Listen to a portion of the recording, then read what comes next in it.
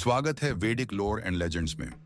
मैं हूं आपका होस्ट, एक विनम्र कथाकार। हमारे दूसरे एपिसोड में हम वैदिक पौराणिक कथाओं के सबसे आकर्षक पहलुओं में से एक का अन्वेषण करेंगे, ब्रह्मांड की उत्पत्ति। वेद ब्रह्मांड की उत्पत्ति के गहरे और काव्यात्मक वर्णन प्रदान करते हैं और आज हम इन प्राचीन कथाओं में गहराई से उतरेंगे।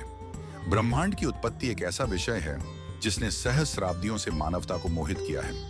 वैदिक पौराणिक कथा में इस प्रक्रिया का वर्णन कई गहरे स्तुतियों और कहानियों में किया गया है।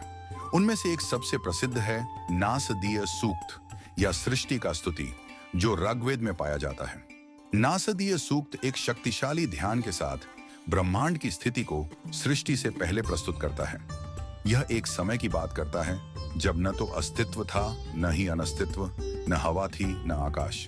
अंधकार अंधकार से छिपा हुआ था और सब कुछ एक अद्वितीय अराजकता था। फिर इस शून्य से इच्छा, मन का प्रारंभिक बीज उत्पन्न हुआ।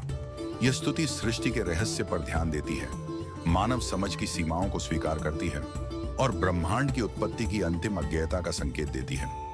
नासदीय सूक्त के कुछ प्रमुख श्लोक इस प्रकार हैं।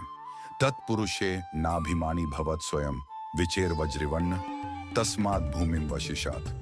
स्तुति यह सोचता है कि क्या कोई, यहाँ तक कि देवता भी, वास्तव में जानते हैं कि सृष्टि कैसे हुई।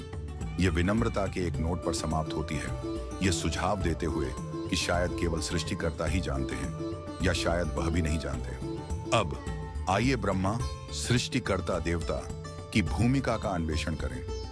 वैदिक परंपरा के अनुसार ब्रह्मा एक सुनहरे अंडे से उत्पन्न हुए थे, जिसे हिरण्यगर्भ कहा जाता है। यह ब्रह्मांडीय अंडा प्रारंभिक जल पर तैरता रहा और फिर खुलकर स्वर्ग और पृथ्वी का निर्माण हुआ। ब्रह्मा के शरीर से ब्रह्मांड के तत्व उत्पन्न हुए: अग्नि, जल, वायु, पृथ्वी और आकाश। ब्रह्मा को अक्सर 4 मुखों के साथ चित्रित किया जाता है, जिनमें से प्रत्येक एक वेद का पाठ करता है, जो उनके व्यापक ज्ञान का प्रतीक है। सृष्टिकर्ता के रूप में उनकी भूमिका ब्रह्मांड को अस्तित्व में लाना और उसकी प्रारंभिक विकास की देखरेख करना है। वैदिक ब्रह्मांड विज्ञान में एक और महत्वपूर्ण अवधारणा है, पुरुष नामक ब्रह्मांडीय प्राणी। ऋग्वेद से पुरुष सूक्त वर्णन करता है कि कैसे इस प्रारंभिक मानव का देवताओं द्वारा बलिदान किया गया था और उसके शरीर से ब्रह्मांड के विभिन्न भागों का निर्माण हुआ। उनका सिर आकाश बन गया, उनकी आंखें सूर्य, उनकी सांस वायु और उनके पांव पृथ्वी। यह स्तुति सभी चीजों के पारस्परिक संबंध और सृष्टि की दिव्य प्रकृति को दर्शाती है। सहस्र शीर्षा पुरुषः सहस्राक्षः सहस्रपाद सभूमिं विश्वतो वृत्वा अत्यतिष्ठत् दशांगुलम। इस संदर्भ में बलिदान की अवधारणा दिव्य के भौतिक जगत में परिवर्तन का प्रतीक है, जो दिखाता है कि ब्रह्मांड कैसे दिव्य सार का प्रकटीकरण है। अंत में चलिए संक्षेप में बाद के मिथक समुद्र मंथन या समुद्र मंथन पर बात करते हैं। यह कहानी, यद्यपि वेदों के बाद के ग्रंथों का हिस्सा है, सृष्टि के विषय से जुड़ी हुई है।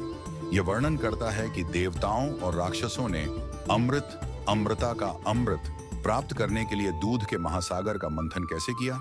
इस प्रक्रिया में कई खजाने और प्राणी उत्पन्न हुए, जो ब्रह्मांड की गतिशील और सृजनात्मक शक्तियों का प्रतीक है। आज के एपिसोड में वैदिक पौराणिक कथाओं के अनुसार ब्रह्मांड की उत्पत्ति के बारे में बस इतना ही।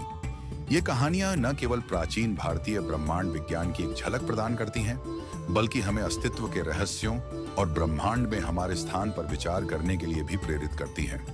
अगर आपको यह एपिसोड पसंद आया हो तो कृपया पॉडकास्ट को सब्सक्राइब, रेट और रिव्यू करें। अगली बार हमारे साथ जुड़ें जब हम ब्रह्मा, सृष्टिकर्ता की कथाओं में गहराई से उतरेंगे।